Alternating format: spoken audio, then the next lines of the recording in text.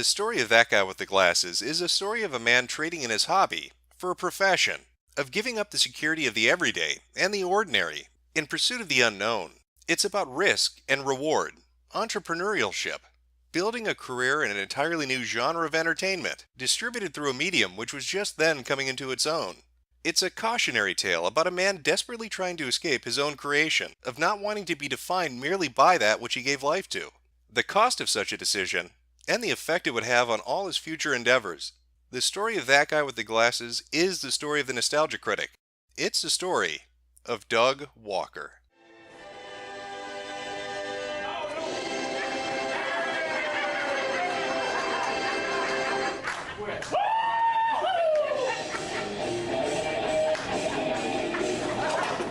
What have we learned today, boys and girls?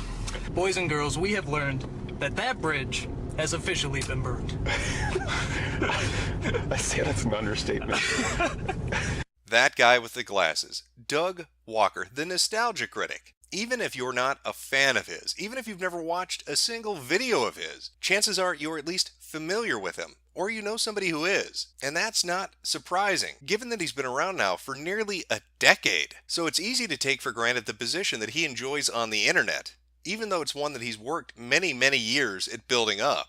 Just a year ago, Doug released a video discussing YouTube and copyright and DMCA issues he and other creators were experiencing on the website. On January 5th at 8:57 p.m., we got an email from YouTube saying that monetization and other account features have been disabled. 2 hours later, we were finally able to get into our account to see what apparently affected us. And we found out that we had a strike from Studio Ghibli, the Japanese company, not the American Disney part of it, Japan, against My Neighbor Totoro, the Disney-Sember review of My Neighbor Totoro, which is completely in fair use. And it's fitting, it's a full circle from where he began, because back in 2007, it's a similar situation he found himself in, where every single video he would put up was pulled down via copyright. Even his attempts at circumventing this by creating multiple channels to host each video individually failed. And so that was the germ of the idea. It was the impetus for him going forward and creating his own website. It was around this time that he encountered Mike Michaud and others who were working on Channel Awesome.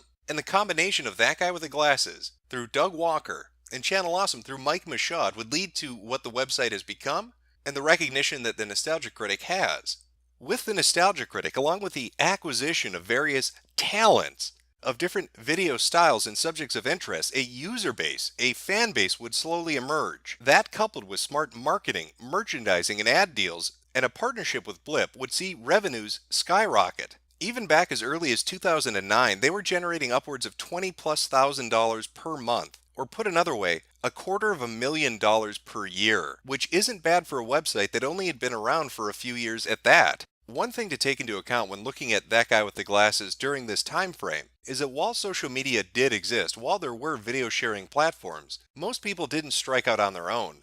And of those that tried, a majority fell into obscurity, never garnering a dedicated fan base or a following. So the few that were able to accomplish this, such as Doug from That Guy with the Glasses, James from AVGN, or Tom and Craig from Screw Attack, tended to interact in one form or another. I'm the fucking nerd. And there's this guy called the Nostalgia Critic. I remember it, so you don't have to. And he's been talking about me an awful lot lately. I have a bone to pick with one angry video game nerd. So here's my big comeback to you, Nostalgia Critic. You suck. While it's speculated the initial feud with the nerd was instigated by Doug Walker to drum up publicity and interest and generate traffic for his website, James ended up playing along with it, leading to a series of videos where they bantered back and forth. This would all end up culminating in what would become a yearly tradition on That Guy with the Glasses, the anniversary video.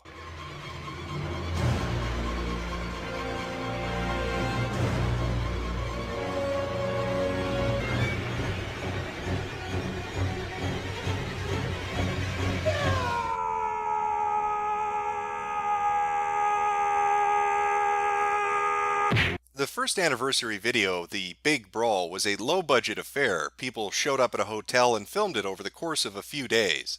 AVGN, Doug Walker, and assorted personalities from the website all took part. And its atmosphere and mood is very indicative of the early content you would find on the website. In fact, the majority of the anniversary videos begins to show a shift in format. And by looking at these anniversary videos, this first one and the 3 subsequent ones that followed, you begin to see a transition take place, a shift in Doug's mindset about what he wants for the website and what he wants for himself going forward.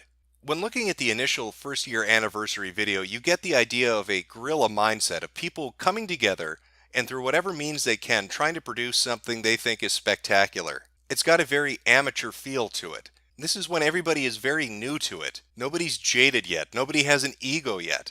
And you can see that in the interactions behind the scenes over the course of filming. Sweet little innocent little Miss Gamer gets punched in the face by Spoonie. People love that though. People love it when the innocent girl gets kicked in the face. Foo! Root Smooch, we are here to rumble! Foo! Root Smooch, baby, we are here to rumble! Foo! Oh yeah, Root Smooch, baby, we are here to rumble! That's right, Spoonie. Oh, I hate you! That was so good! The shift between the first anniversary video, the Big Brawl, and the second anniversary video, Kickassia, is a noticeable one.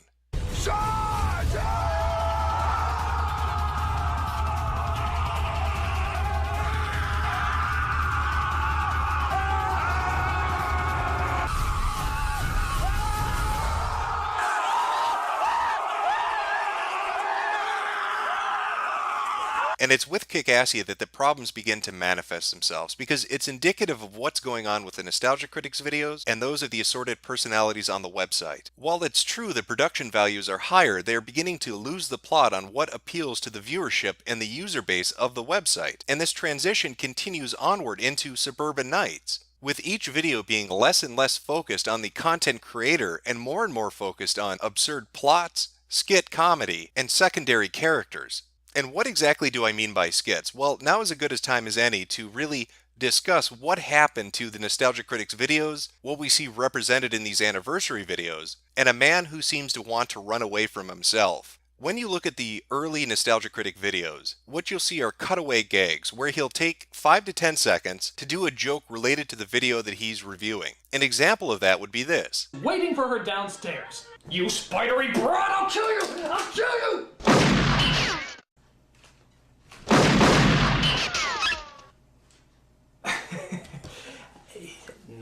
No hard feelings. And while you may not find it funny, while it may not appeal to you, it was short in duration. It didn't interrupt the flow of the video itself. However, as time goes on, we begin to see less and less cutaways and more skits. And the difference is a cutaway would last 5 to 10 seconds, whereas a skit could last upwards of 2 to 3 minutes. Oh! Shitty CGI one. Christ, is this what people think of when they hear the Chipmunks movie? Yes. With the emergence of skits, it became less and less focused on making fun of the video itself, on mocking the movie, or about the Nostalgia Critic character, and more focused on Doug trying his hand at writing comedy. For fans of the videos, this was annoying because you went from a 5 to 10 second interruption that fit in the context of the video review itself, to multiple 2 to 3 minute interruptions that completely ruined the flow of the video. And it's this change in format and change in vision for what the future of the website would be that would lead to a disastrous decision that would have implications for years to follow. When looking at the Google Trends, you see a sharp increase all the way up until the end of 2012, where every related search term suddenly bottoms out, and that corresponds directly to the 4th anniversary video, To Boldly Flee, which, I kid you not, has a runtime of 3.5 hours. Now, it's not the video itself that's so awful that's responsible for that decline, but what came at the end of the video, and the related follow-up that Doug himself put up. Okay. The big question, obviously, on everybody's mind after seeing that is this it for the Nostalgia Critic? Is that it, that we're not going to do anymore, that I'm going to hang up the coat, we're not going to do any more weekly reviews? And the answer is yes. Yes, it is. And it's at this point that everything goes off the rails, because this is when Doug decides to kill the Nostalgia Critic. This is when he decides that he wants to be more than what he is known by. He wants to escape his character and to do new, interesting things. The only problem is, he is terrible at it. Whereas the beginning of the website from 2008 until 2012 saw a steady increase, everything from this point onward is a steady decrease. And that marked change is directly related to Doug wanting to be a comedy writer. What is demo reel? Well, how do I put it? You got movies, old and new, low budget and big budget, appealing to all sorts of different audiences. And as great as all these movies are, in all humbleness, we could do it better. Now, try to envision yourself as a fan of the Nostalgia Critic. You religiously watch his videos week after week, but over the course of years, you notice that it becomes less focused on mocking a video, less focused on the Nostalgia Critic character, and more focused on these skits. Until one day, all of a sudden, on the 4th anniversary of the website, he tells you he's going to kill the character and instead make a skit comedy show, not at all related to the Nostalgia Critic, not at all related to the character that you had been watching for almost half a decade. And this was something that Doug was very enthusiastic about. He was going to put more effort and time into it. He was going to use a studio to film it.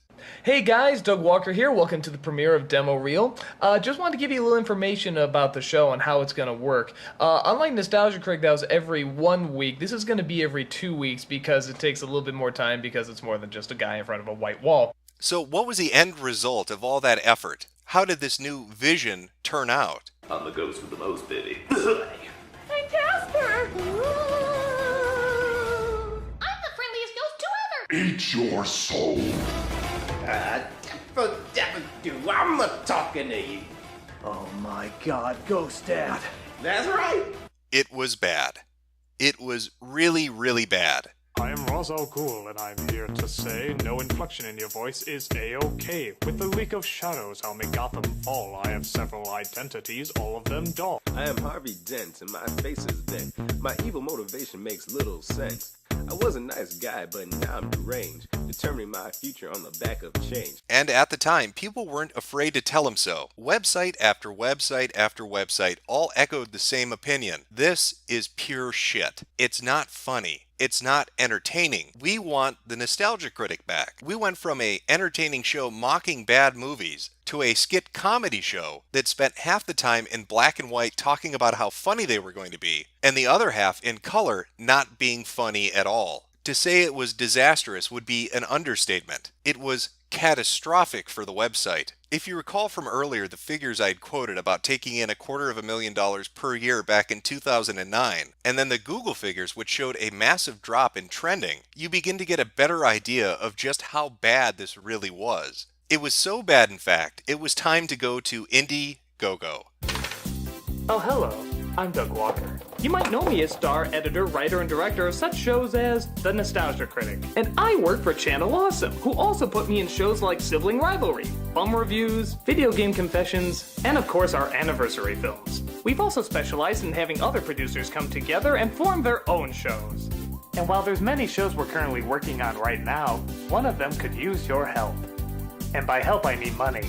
So with Demo Reel being a complete abject failure, and the Nostalgia Critic possibly being shelved forever, along with the decrease in site traffic, it was time to generate some revenue. What better means than crowdfunding? And so the Indiegogo was launched with a lofty goal of $50,000. And just how much of that were they able to raise? $90,000. I think Doug's reaction sums it up best. Hi, Doug Walker here, and holy shit. Holy shit. And so just what was created with all of that money? It must be amazing content. It must blow Demo Reel out of the water. This time, Doug is going to get it right. All right, catch those fish, boys. I would ask if this is the cheap dollar store version of this game, but I can't honestly remember what the original version was called. Magnet fish. That's what it's called. All right, now, just remember, this is Miss Stockholm's dinner for the night. I'm not kidding you. That is the show they created using the money raised from Indiegogo on a stage that was already pretty much completed with all of the props already pretty much assembled. As to where that $90,000 went, I think when you look at the data points I raised earlier, it's fairly obvious it went to living expenses, because clearly it did not go into the quality of this show. One bag of general anesthetic, there you go. Welcome, my friends, to Pop Quiz Hotshot. You are my friends, aren't you? Yes, just nod or else I'll do something terrible to you. There you go, Yes, I gotta say, I don't usually do this. I don't usually kidnap people and hold them against their will. But, I just gotta say, ever since I was a child, I think nostalgia, I think happy thoughts. But when I think of childhood, this little nerve goes off because I didn't have that many friends. But you're my friends now. Within a short amount of time, Doug would go back to doing the Nostalgia Critic full time. But the damage was already done. The story of that guy with the glasses, the story of Doug Walker, is an interesting one. It's a man who created a personality online that grew up to enormous popularity, but somebody who was also dissatisfied with that. He didn't want to be typecast as that. He wanted to run away from his own creation, even at the detriment of his own success, even when it bombed his numbers.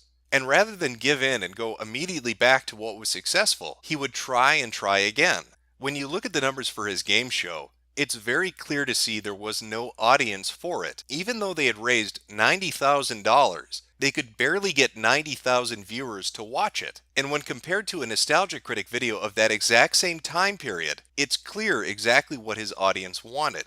And for Doug, that has to be devastating, because it's quite obvious that he envisioned himself as moving beyond the character, as going into a new direction, of trying his hand at actual comedy, of producing an actual web show that wasn't based around mocking other people's art, but creating his own art instead. Unfortunately for him, he just was not very good at it. This series, That Guy with the Glasses, is going to focus on the content creators that are associated with this website, and I chose to start with Doug Walker for a reason. He is the normalcy of the website. For all of Doug's faults and foibles, for all of his mistakes and missteps, he is at his core able to create entertaining content in a consistent manner. As we go forward and look at the other people who have contributed to the website, you will see a remarkable difference between somebody like the Nostalgia Critic and the people that will be featured in upcoming videos. Because the biggest difference between the people that are coming up and Doug himself can be summed up nicely with this video. As I said before, there's no words that can describe how thankful I am to all those who watched the Nostalgia Critic, who supported it, who continue to watch our stuff and support what we do. It means the world. To me, it is the world. Oh shit, the video's over. What are you still watching for? Unless you're a Patreon supporter, in which case, I told you I'd put this up. To the people that contacted me and didn't want their names up there, I omitted them. And for the people that asked me to change the name, I did so. It still shows up in somewhat alphabetical order, but I changed it to the handle you asked me to put it as. So that was the first episode, and I wanted to lay some foundational work with it, because anybody familiar with the website and the assorted cast of characters on it know how batshit crazy it's going to go from this episode into the very next one. Doug has a lot of things about him. He's made some mistakes. He's had some fuck ups, but it is nothing compared to what's coming up. The individuals that are going to be featured later on have done some astonishingly stupid shit, just mind-blowingly dumb fucking shit, and it's going to be a completely different vibe between this video and the ones to come. So you can expect one of these videos at the end of each month. There'll be about 8 of them. That's about the framework I have for it, 8 including this one.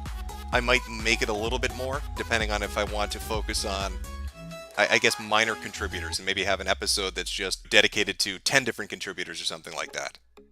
Thanks again to everyone on Patreon who supported me. Hopefully the video series will be entertaining for you and you'll enjoy it.